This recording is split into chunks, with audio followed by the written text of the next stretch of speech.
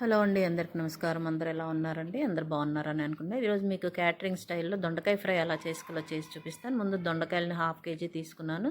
శుభ్రంగా కడిగి సన్నగా పొడవుగా ముక్కలు కట్ చేసుకొని పెట్టుకోవాలి. అందులోకి ఇప్పుడు మసాలా ఐటమ్స్ యాడ్ చేసుకుందాం. ముందుగా కొద్దిగా ఉప్పు, పసుపు, సరిపడా కారము, ఇవన్నీ మీ టేస్ట్కి తగ్గట్టుగా మీరు వేసుకోండి. కొద్దిగా ధనియాల పొడి, గరం మసాలా, అలాగే కొద్దిగా బియ్యం పిండి, శనగపిండి వేసుకొని మొత్తం కలుపుకోవాలి. కొద్దిగా వాటర్ వేసుకుంటూ, ఎక్కువ వాటర్ వేయద్దు, కొద్దిగా వాటర్ వేసుకొని మసాలా ఉంటుంది కదా, అదంతా ముక్కలకు పట్టేలా పెట్టి పక్కన పెట్టుకోవాలి.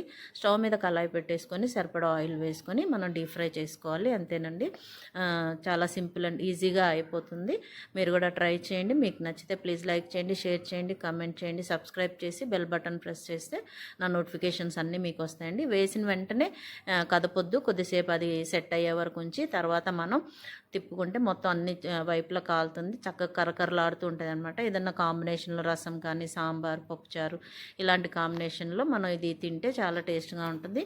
నేను 2 సార్లుగా వేసాను అనమాట. అంతే. లాస్ట్లో కరివేపాకుని కొద్దిగా ఆయిల్లో డీప్ ఫ్రై చేసి వేసేసుకుంటే సరిపోతుందండి. కొత్తిమీరతో గార్నిష్ చేసుకుంటే దొండకాయ ఫ్రై రెడీ అయిపోయింది. Thank you for watching.